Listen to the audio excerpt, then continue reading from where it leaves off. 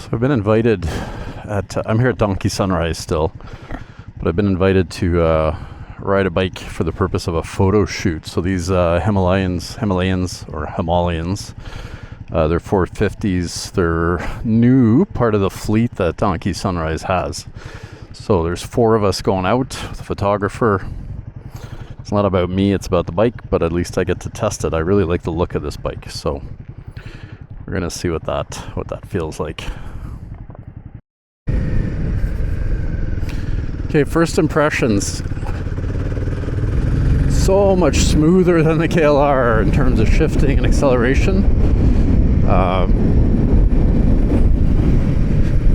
which I think almost every bike is, to be honest. KLR is just like a tractor workhorse of a motorcycle, but this thing, it's fun. No windshield really, well, a tiny one. So at first I was like, why is it so windy? Because I ride with my shield up when it's nice out, because I have that windscreen in front of me. But so I had to get my shield down on this one. This road is a little bit potholy.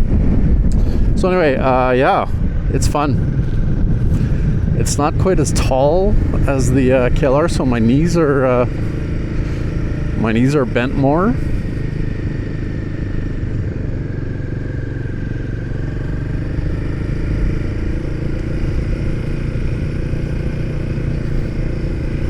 At the I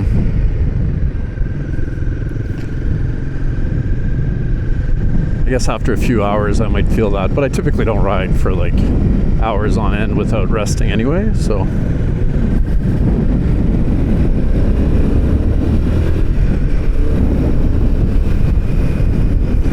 it's sprinkling a little bit, so I don't know how this photo shoot's gonna look, but you know, if we need to do this again tomorrow, I would probably be willing to sacrifice myself and do it.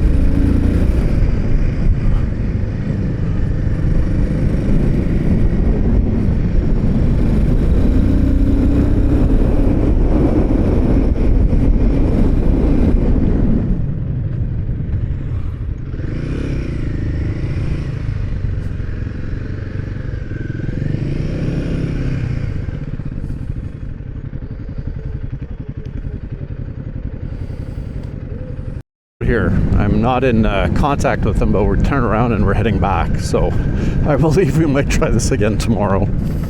But that was cool. I enjoyed this ride. This would be a future consideration for a bike for me. For like, it's a 450, but it's super nimble.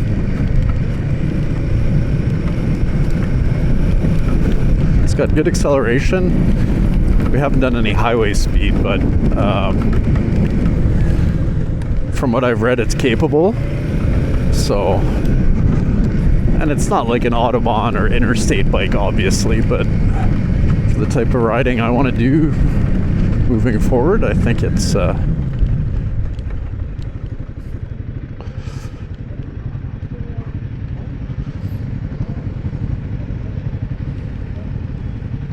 very capable, is what I was going to say.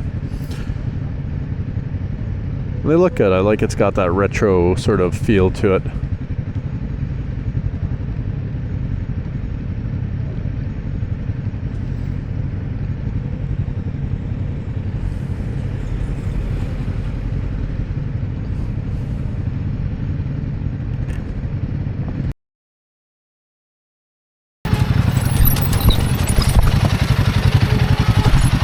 Epa, gracias.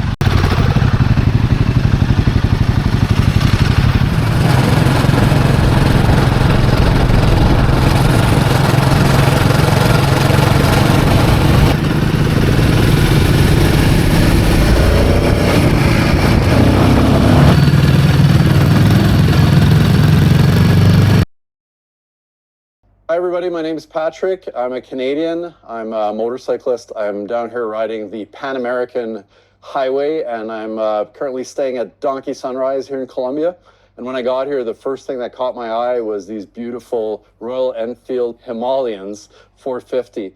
And I just love classic looking bikes, and these things with the big round headlight and just the bodywork really, really spoke to me.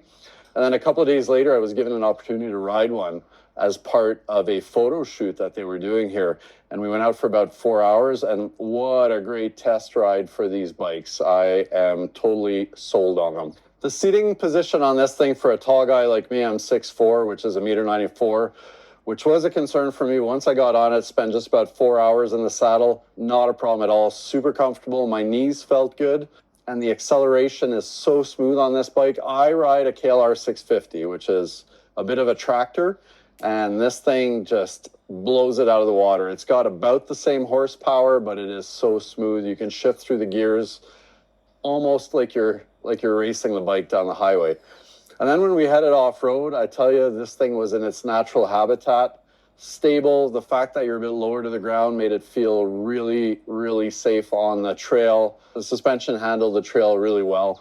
And when it started raining, I tell you, this thing was just a hoot. It was so much fun, despite it being really slippery and muddy out there. We just powered through it. I really enjoyed the bike. I've since called my dealership back home just to see if these are in stock or if I need to order them. And I'm seriously considering buying one of these for next year when I travel to Africa. I just think these are good looking bikes. They're classic, and they serve the purpose of overlanding really well.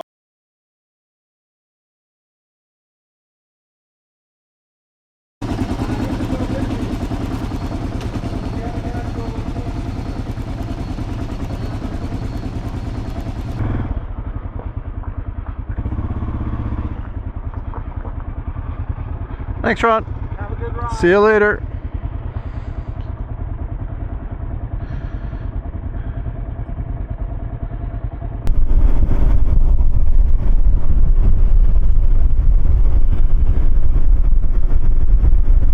It's Tuesday morning. Good morning. I'm just left Donkey Sunrise, but I'm coming back. I'm heading into a city called Pereira to pick up my clutch cable. So I'd ordered one there from a local parts place, thinking it's not going to show up. I was sort of skeptical, and well, they showed me, because I got a text yesterday saying it was there. So that's exciting.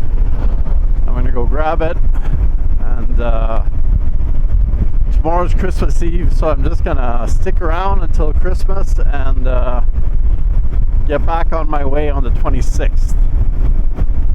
That is the plan. It's a bit of a chilly morning, a little bit windy.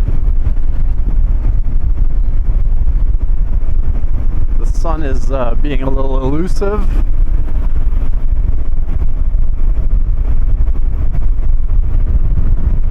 I might get rained on, but that's okay. It's actually nice to, well, I did go for a ride there a few days ago, last week, on the Himalayans that are part of the Donkey Sunrise fleet. But I haven't been out on the highway in quite a while, so this is nice as well. So that's the day. It should be about a 2-hour ride into Pereira.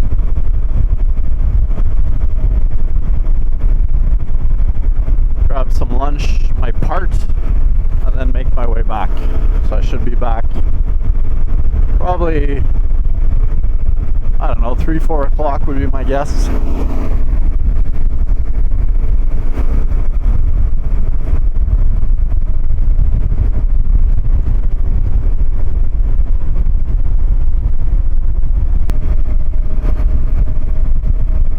Donkey's been pretty good up until now. So what Donkey Sunrise is, they call it a motorcycle ADV hub, adventure motorcycle hub. So it's kind of a mix between a hostel, there's some like just hotel rooms, there's some more apartment-like accommodation accommodations too if you're longer term. There's a real community feel there. Some people just pop in for a day or two on their way. Others have stayed. There's a guy there who's been there for a couple of months. People volunteer there in exchange of room and board. And there's all sorts of things you can volunteer with depending on what you bring to the table. Like there's one guy who's helping out with like making promotional videos and things like that, which is sort of interesting. So that's what I was a part of when I went on that ride on the Himalayan. That was for the purpose of shooting some video footage. They just needed a body on a bike. Yeah, I also recorded like a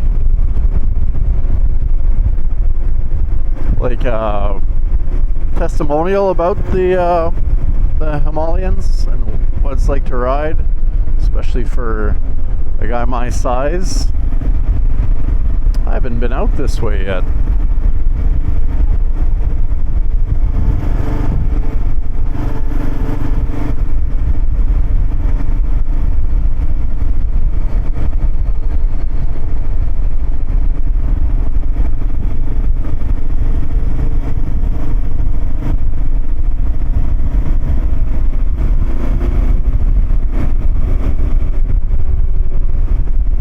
So that's Donkey Sunrise, and they for really low cost you get breakfast and lunch every day except Sundays.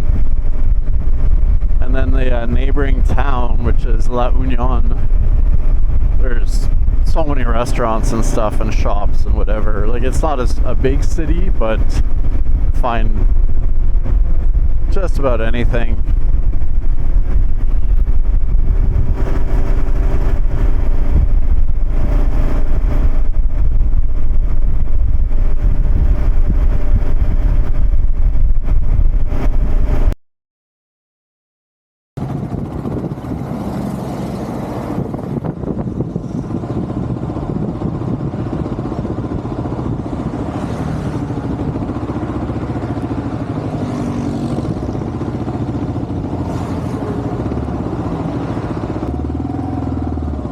So I got a flat on the rear tire. Oh, there's no way across here.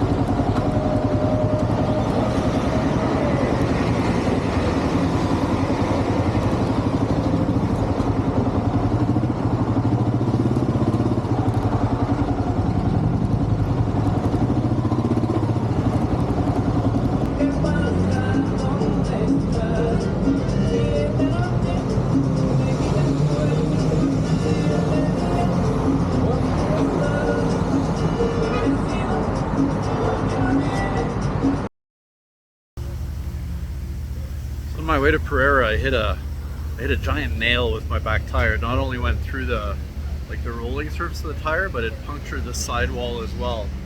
But as luck would have it, I was right across the highway from a tire repair shop, and they're working on it right now.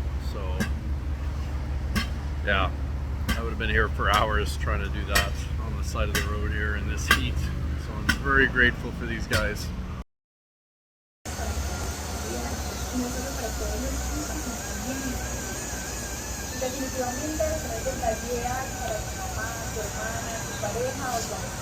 Gracias. Sí, sí. Oh, sí, sí. Le dañó la llanta, la puntilla.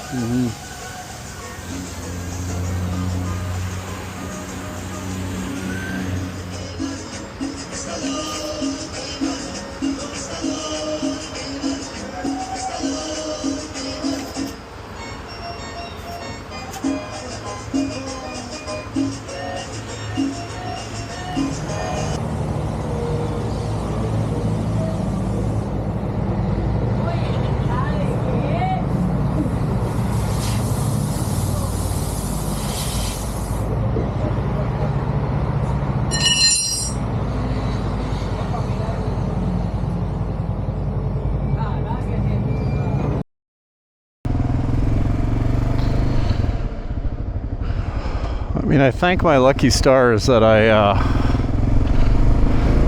that this happened pretty much. I mean, the garage is right there, pretty much right in front of the tire shop,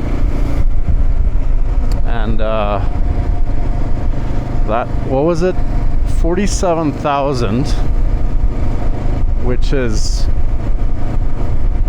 so every 10's about 40, so like less than $20, including a tube. Amazing. So I mean, it's Christmas. I had a 20 US in my wallet. I gave the guy the 20 US. He's amazing, super nice guy too. You could tell he's just a friendly guy. So he because the sidewall was punctured as well, he put like he spent some time, I don't know if the proper term is grinding it from the inside, and then put a big rubber patch to cover the holes on the inside of the tire, and then put the new tube in. So I don't think I could have asked for anything more. When I get back to Donkey here later today, I'll get Ron, my mechanic genius friend, to just have a quick peek and give me his opinion on whether or not this thing is good to go.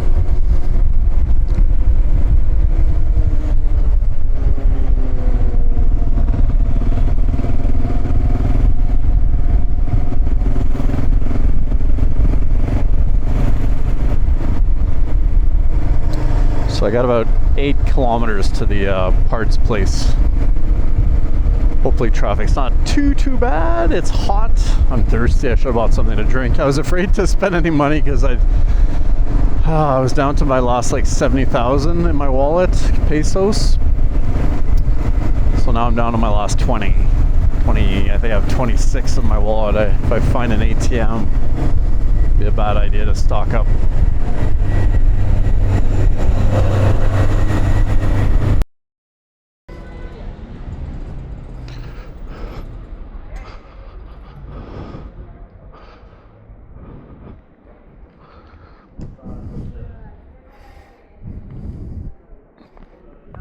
So here's a part that I'm going to be a little skeptical about. I'm going to tape this end, which is the top end of the new cable, to the bottom end of the old cable, and tape it enough so that I can actually pull it through. And you're not going to want to just pull, like you're going to want to help push at the other end, because otherwise you will pull them apart, which is not the end of the world, because it is possible to fish this through without using this trick, but I feel like this would just make it a little bit easier. So let's try that. And I'm going to head out with a couple of riders from Czech Republic, actually. And we're making our way down to Popayan today, which should be like a 5-hour riding day. So probably like 6-7 hours total to get there.